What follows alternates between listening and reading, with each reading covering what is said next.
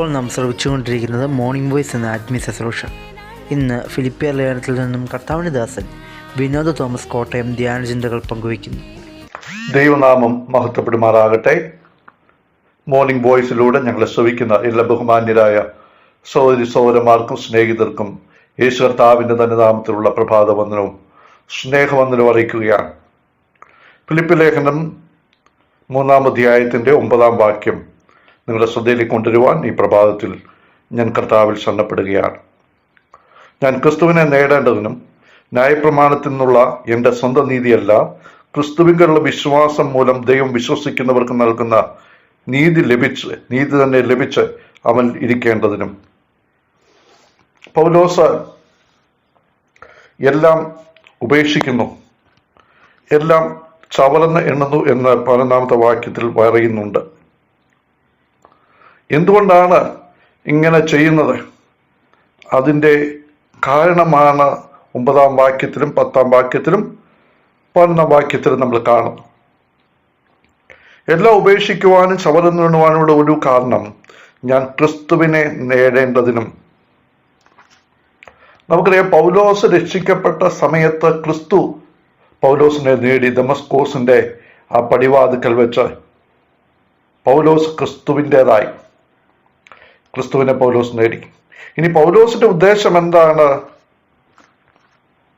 പൗലോസിന്റെ ഉദ്ദേശം ക്രിസ്തുവിനെ നേടുക. പൗലോസ് അത് 12-ാം വാക്യത്തിലും പറയുന്നുണ്ട്, ഞാൻ ക്രിസ്തുയേശുവിനാൽ പിടിക്കപ്പെട്ടിരിക്കുന്നതുകൊണ്ട് എനിക്കും പിടിക്കാമോ എന്ന് വെച്ച് പിന്തുടരുന്നേ ഉള്ളൂ.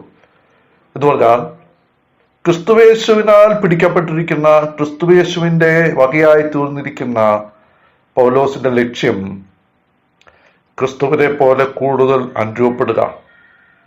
ക്രിസ്തുവിന്റെ സ്വഭാവം, ക്രിസ്തുവിന്റെ ആ നിർമ്മലത, ക്രിസ്തുവിന്റെ ആ വിശുദ്ധി, ക്രിസ്തുവിന്റെ താഴ്മ, ക്രിസ്തുവിന്റെ സൗമ്യത, ക്രിസ്തുവിന്റെ ജനങ്ങളോടുള്ളതായ ആ പ്രതികരണം, അഥവാ ക്രിസ്തുവിന്റെ ഭാവം തന്നിൽ വെളിപ്പെടുക, ക്രിസ്തുവിനെ തന്നിലൂടെ വെളിപ്പെടുത്തുക, ക്രിസ്തുവിനെ കുറിച്ച് കൂടുതൽ താൻ ക്രിസ്തുവിനോട് അനുരൂപപ്പെടുക, ക്രിസ്തുവിൽ മറയുക, ക്രിസ്തു തന്നിലൂടെ പൂർണ്ണമായി നിറയപ്പെടുക.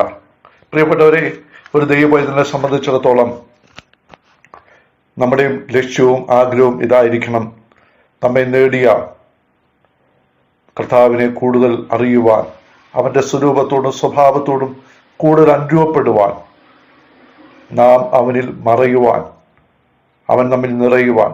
യോഹന്നാൻ സ്നാപകൻ പറഞ്ഞതുപോലെ അവൻ വളരുവാൻ, നാം കുറയുവാൻ കഴിയണം എന്നുള്ളതാണ്. പൗലോസ് പറയുകയാണ്, ഇതെങ്ങനെയാണ് തനിക്ക് ലഭിച്ചത്? അത് പൗലോസ് പറയുന്നു, അവരിൽ ഇരിക്കേണ്ടതിനും. ഇന്ന് പൗലോസ് ക്രിസ്തുവിൽ ഇരിക്കുകയാണ്. അതെങ്ങനെയാണ് ക്രിസ്തുവിൽ ഇരിക്കുന്നത് എന്ന് പറയുന്നു. ഇവിടെ 2 നിലയിലുള്ള നീതിയെക്കുറിച്ച് പൗലോസ് പറയുകയാണ്. താൻ ക്രിസ്തുവിലായിത്തീർന്ന നീതിയും ക്രിസ്തുവിന് വെളിയിലായിരുന്നപ്പോഴുള്ള തന്റെ നീതിയും കുറിച്ച് പൗലോസ് പറയുന്നു. ന്യായപ്രമാണത്തിൽ നിന്നുള്ള എൻ്റെ സ്വന്തം നീതിയല്ല. ഇവിടെ ഒരു സ്വയനീതിയെക്കുറിച്ച് പറയുകയാണ്.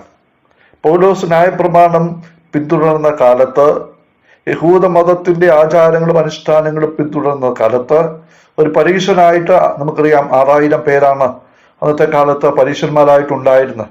6000-ൽ ഒരുവനായി ജീവിച്ചിരുന്ന കാലത്ത് പൗലോസ് പിന്തുടർന്ന ഒരു കാര്യമുണ്ട്. അതെന്താണ്? ന്യായപ്രമാണത്തിൽ നിന്നുള്ള തന്റെ സ്വന്തം നീതി. നീതി എന്ന് പറഞ്ഞാൽ എന്താ അർത്ഥം? നീതി എന്ന വാക്കിന്റെ അർത്ഥം ശരിയായിട്ടുള്ള ബന്ധം എന്നാണ്, റൈറ്റ് റിലേഷൻഷിപ്പ്. നീതിയോടുള്ള ബന്ധത്തിൽ നമ്മൾ ചിന്തിക്കുമ്പോൾ 2 നിലയിലുണ്ട്. ദൈവത്തോടുള്ള ബന്ധത്തിലുള്ള നീതിയും മനുഷ്യരോടുള്ള നീതിയും. ദൈവം കാണുന്ന നീതി, ദൈവത്തിനു മുമ്പാകെ നീതിയുള്ള സ്വഭാവമുള്ളവനായിരിക്കുക. അതുപോലെ തന്നെ മനുഷ്യരുടെ മുമ്പാകെ നീതിയുള്ള പ്രവൃത്തിയുള്ളവനായിരിക്കുക.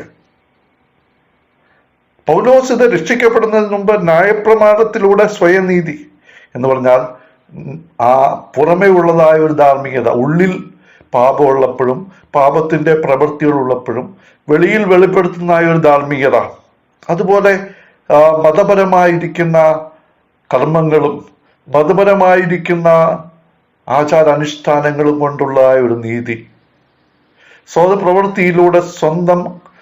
പ്രവൃത്തിയിലൂടെ നല്ല പ്രവൃത്തികളിലൂടെ നേടാൻ ശ്രമിക്കുന്ന ഒരു നീതി, ആ നീതി ജഡത്തിന്റെ നീതിയാണ്. അതൊരിക്കലും പൗലോസിനെ രക്ഷിച്ചില്ല. നമുക്കറിയാം, യെശയ്യാവ് 64 നമ്മൾ വായിക്കുന്നുണ്ട്, ന്യായപ്രമാണത്തിൻ്റെതായ ആ പ്രവൃത്തികളെ കുറിച്ച് നമുക്ക് കാണുവാൻ സാധിക്കും. അവിടെ മനുഷ്യന്റെ പ്രവൃത്തികളൊക്കെ കറപുരണ്ട തുണി പോലെയാണ്. ഭാവിയായ മനുഷ്യൻ സ്വയം നീതിയിലൂടെ ലഭിക്കുന്ന എല്ലാ പ്രവൃത്തികളും കറപുരണ്ട തുണി പോലെയാണ്. എന്നാൽ പൗലോസ് ക്രിസ്തുവിനെ നേടുവാനും ക്രിസ്തുവിൽ ഇരിക്കുവാനും കാരണമായ ഒരു നീതിയെക്കുറിച്ച് പറയുകയാണ്. ക്രിസ്തുവിലുള്ള വിശ്വാസം മൂലം ദൈവം വിശ്വസിക്ക് നൽകുന്ന നീതി.